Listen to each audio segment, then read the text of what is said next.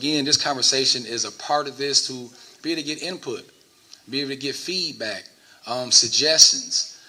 I always say that at the end of the day, nobody can tell us what we need in our community like us in the community. And I feel that that has been where the disconnect has come from years, is that it seems like people from the top are telling us what we need, and you don't even live in the community. And so we are the people that make up this community. And so we need to hear from ourselves. What do we need? What do we want? What do we need for our elder? What do we need for our children? What do we need as far as education-wise, food, health? Rise in Washington Heights Hub of Hope has been doing food distribution for over a year now, along with St. Mark CME, Calhoun County Faith-Based Coalition, and so many other people that has all participated in what we do. And we have seen this program grow from starting off with 10 families, and now we're at 350 a week. And so we see a need in the community.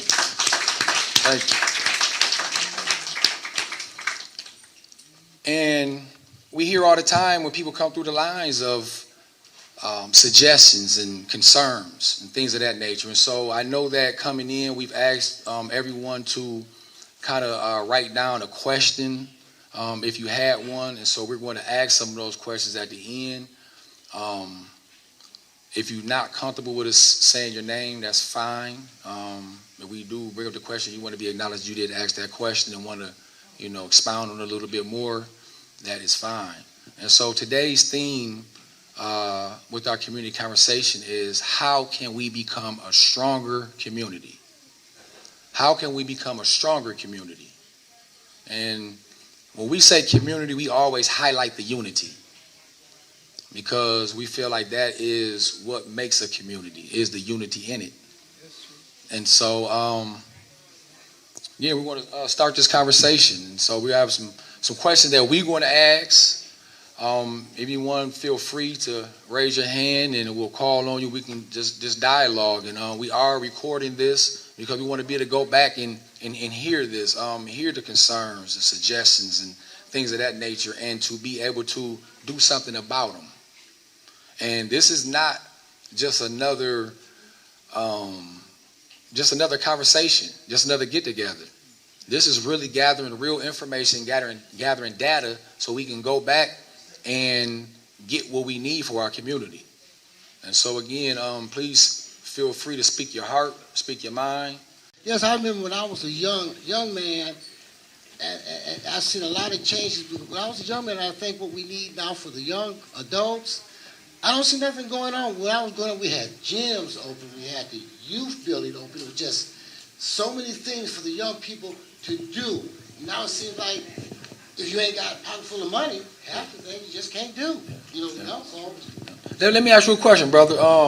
Why is that important to you? Because I've seen in my almost 70 years of life, when young folks had more to do, it was less crime in the street. I mean, the young people seem to care more about each other, because the most they squabbled about is basketball games or different things they were doing. And now it's all about fast money, where we gonna get this money at, and just the death and the killings. It didn't happen when I was growing up. I mean, it was bad, but it was something for kids to do. An idle mind, what's that saying, an idle mind? The devil's playground. Yeah. Yes, sir. Mr. Blythe. Thanks. Yeah. I could touch a little bit on what Michael was just saying, having grown up here in Battle Creek too, right down a couple blocks down.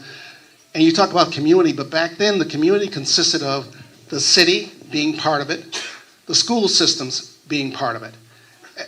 Michael's right, we ran summer playgrounds, and the city ran the summer playgrounds, but the public schools provided the teachers to help run those playgrounds. And you built a partnership then. The parents built a partnership with the students, because they're with the teachers and with the city. Because there was always, and like Mike said, there was always something to do. You ran summer playgrounds for 6 or 8 weeks during the summer. From 9 to noon, the kids went home, and then later on, you had the lunch program. And then from 12 to 1, then from 1 to 4, the kids are back. The city provided the teachers, gym teachers would come and teach the kids sports, team sports. They even had, the art teachers came, we did arts and crafts, made the lanyards and things like that. They had a teacher that came through with music, and the kids sang and danced. So there was, every day of the week, there was something for those kids to do. Yes. But like I said, that was a partnership though, a citywide partnership. Yes. With the city, with the schools, and with the parents. So if you want to look at something to get back to, maybe they do look going back to some of those old things that worked, and see about bringing some of those things back. Yes. Thank you for that. Thank you for that. So next question. Now, given what was just said, what are the 2 or 3 most important issues or concerns that we see when it comes to a community, to our community? What are our 2 or 3 most important issues or concerns when it comes to the community?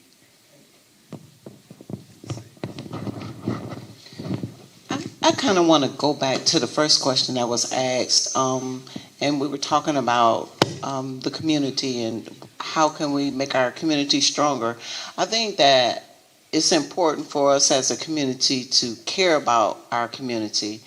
You know, a lot of times as I'm new to this community and I'm in the neighborhood and I'm looking around, I feel like people don't care about community like they used to. We used to take pride in the things that we have. We used to take ownership and pride and care about each other. If our neighbor next door or across the street, we knew they were elderly, we took care of them. You know, we took a lot of pride in really being the community, and I think that we've lost that, and it's important for us to get back to that, to really take pride in our community and the things that we have. You know, to take care of the little that we have means a lot. There are 4 pillars, if you will: education,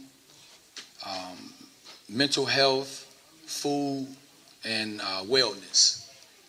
And each pillar, we believe, is essential to the livelihood of people. You know, no matter what background or color you come from. You know, we got to have food, healthy food. You know, we don't eat. You know, this is the Maslow hierarchy. You know, if you're not getting your basic needs met, you know, you can't think about doing other things. Also, education. You know, that's how we advance as a community, as a people. You know, it's through education, building off of each other. I feel that is the greatest form of freedom, is through education. Also, mental health. We all know mental health is extremely important, especially in the BIPOC community. You know, historically we have been rooted in trauma. You know, in order to heal, we have to be able to address the mental health aspect. And also, you know, wellness, you know, everyday living. You know, what does our community look like? What's the narrative in our communities? You know, is it healthy? Thank you. And this is exactly what this is for. This is the platform for that. And I will say, you know, everyone is, you know, lifting up the fact that we need more things here for youth, elder, for us all to do. You mentioned computer lab.